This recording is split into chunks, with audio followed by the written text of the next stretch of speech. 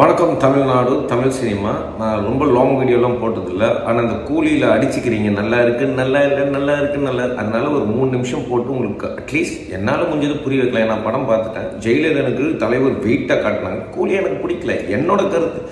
அது மாதிரி ஒருத்தனுக்கும் ஒரு கருத்து இருக்குது. சரி, பாயிண்ட் என்னன்னா, இந்த உலகத்தில் இந்த தமிழ்நாட்டிலே வச்சுக்க அங்கே தானே ஓடுதுன்னு நீங்கள் பார்க்குறீங்க. ரைட்டு, பீச் இருக்குது, சினிமா தியேட்டர் இருக்குது, டிபார்ட்மெண்ட் ஸ்டோர் இருக்குது, மியூசியம் இருக்குது, தீம் பார்க் இருக்குது, நிறைய என்டர்டெயின்மெண்ட் ஏரியா இருக்குது. அதுலேயும் சினிமாவும் ஒன்று. நீ தான் எல்லா இடத்துக்கும் போய் கை காசு போட்டு எல்லாமே பண்ணணும். உனக்கு பிடிச்சா சினிமாவுக்கு போகலாம், போகாமல் போகலாம். ரைட்டா? இப்போ தலைவரை பார்த்தாலே பிடிச்சதுன்னு நாங்களும் சின்ன வயசில் கற்றணும். பட் நான் சமுதாயத்துக்கு என்ன படம் தலைவர் நடிக்கிறாருன்னு தான் நாங்கள் பார்க்க வரோம். விஜய் என்ன நடிக்கிறாரு, தலை என்ன நடிக்கிறாருன்னு பார்க்க வரோம். ரைட்டா?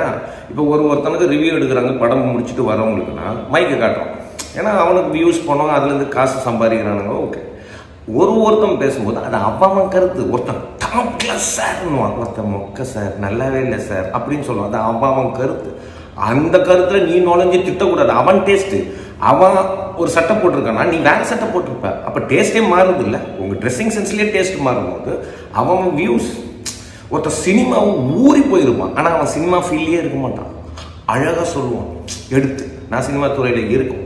பட் நீங்கள் தெளிவாக புரிஞ்சிக்க வேண்டியது ஒன்று தான். என்டர்டெயின்மெண்ட் நிறைய இருக்குது, சினிமாவும் ஒன்று. அந்த சினிமாவுக்கு போகிறது சில செலிபிரிட்டிஸ், அந்த ஆக்ட்ரஸ்லாம் வந்து நல்ல படம் நடித்ததால் அந்த காலத்துலேருந்து நம்ம தமிழ்நாடே வந்து கலை தான். சிவனே கலை தானப்பா. எங்கள் அப்பா சிவனே கலை தான்.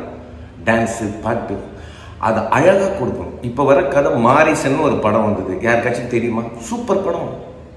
யாராச்சும் அதை நல்லா ஓட்டினீங்களா? அதுக்கு கோடியாக நீங்கள் கொட்டி கொடுத்தீங்களா? இல்லை. நல்ல படத்தை கொண்டாடுறது இல்லை, நாசமாக போன படத்தை கொண்டாடுறீங்க. ஆனால் இதில் தலைவர் நடிச்சதாலும் ஒன்றும் பிரம்மாண்டமாக ஆகுது. பட் ஒன்னே ஒன்று சொல்லிக்கிறோம், நல்லா புரிஞ்சுங்க. அவன் வியூவை அவன் சொல்லும் போது நீங்கள் போய் அங்கே சண்டை போட வேண்டிய அவசியம் கிடையாது. அவன் கை காசை போட்டு கொடுத்துருக்கான். சார் எனக்கு பிடிக்கல சார், என்ன சார் வேஸ்ட்டாக போச்சு காசு, என் குடும்பத்தோடு வந்தான் சார், இவ்வளோ காசு போயிடுச்சு சார். ஒன்னொருத்தன் வருவான், சூப்பராக இருந்துச்சு, அவனுக்கு சினிமாவை பற்றிலாம் தெரியாது, ஒரு என்டர்டெயின்மெண்ட். தலைவரை பார்த்துட்டு ஹே பிஜிஎம், ஹே பூஸ்பம். வித்தியாசமாக கேரக்டர் நம்ம வாழ்க்கையில் இருக்கணும். நீங்கள் அதை புரிஞ்சு தான் இனிமேல் மக்கள் சொசைட்டிலாம் இருக்கணும். உங்கள் எஜுகேஷன் சிஸ்டமே தப்பாக இருக்குது. பேஸ்லேருந்தே அடித்து உடச்சி புது எஜுகேஷன் சிஸ்டத்தை கொண்டு வரணும். உங்களுக்கு அறிவு இருக்குது, அதை யோசிக்க வைக்கிறதுக்கு ஆள் இல்லை. ரிவ்யூ நீ ரிவ்யூவே பார்க்க மாட்டேன் சார், நான் சினிமா ரசிகன் சார். படம் போ, காசு கொடுத்து போய் பாரு, நல்லா இருக்கோ நல்லா இல்லையோ என்ஜாய் பண்ணு, அவ்வளோதான். அதை விட்டுட்டு இந்த தலைவர், இவர் விஜய், இவர் அஜித், இவனுங்கெல்லாம் சரியே இல்லை அப்படிலாம் நீங்கள் பேச முடியாது. நீ ஒரு இடத்துல உழைக்கிறல்ல, ஒன்றை எவனாச்சும் குறை சொன்னா அவங்க விட்டுருவாங்களா? நீ இல்லை விட்டுருவிய. அதே மாதிரி தான் அவங்க தொழிலில் அவங்க ஒர்க் பண்ணுறாங்க, ரொம்ப ஹார்ட் ஒர்க் போட்டு தான் பண்ணுறாங்க. பட் சில படம் ஹிட் ஆகும், பல படம் ஃபெயிலியர் ஆகும், அதெல்லாம் விஷயம் கிடையாது. நீங்கள் மூளை உள்ள ரசிகர்களா? உங்களுக்கு ஹியூமன் டெண்டன்சி உள்ள மூளை இருக்கா, ஆரோக்கியம் இருக்கா? ஆமாம், இது அவர் கருத்தாச்சு, நம்ம எதுக்கு தலையிடணும், நம்ம கருத்தை சொல்லுவோம் அப்படின்னு போகணும். இதுதான் சினிமா, எல்லாமே அப்படி தான். வாழ்க்கையை நீங்கள் அப்படி எடுத்துக்கணும். அவர் ஏதாச்சும் சொல்கிறாங்க, உனக்கு பிடிக்காத கருத்து சொன்னாலும் நகர்ந்து போயிடு. உன் கருத்தை அங்கே ரெஜிஸ்டர் பண்ணுறது போயிடு. அங்கே போய் சண்டை போட்டு உனக்கு என்ன பிரயோஜனம்? அவங்க கோடிக்கணக்கில் காசு வாங்கிட்டு அங்கங்கே ஜாலியாக இருக்காங்க. நீங்கள் உங்கள் கை காசை போட்டு ஊரில் சண்டை வாங்கிக்கிறீங்க.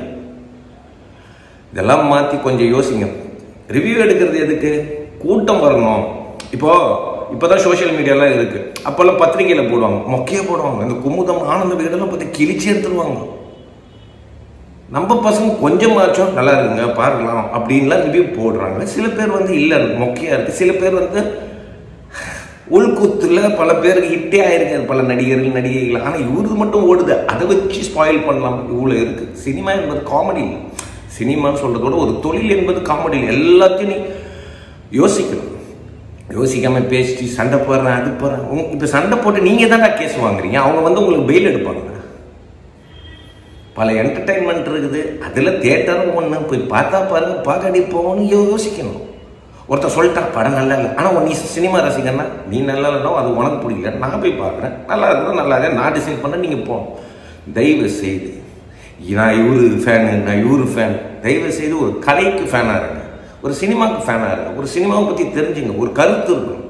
வந்து குத்துப்பாட்டு போடுறது இப்போ கேரளாவில் சின்ன படம் எடுக்கிறாங்கப்பா, பங்கமாக ஓடுது.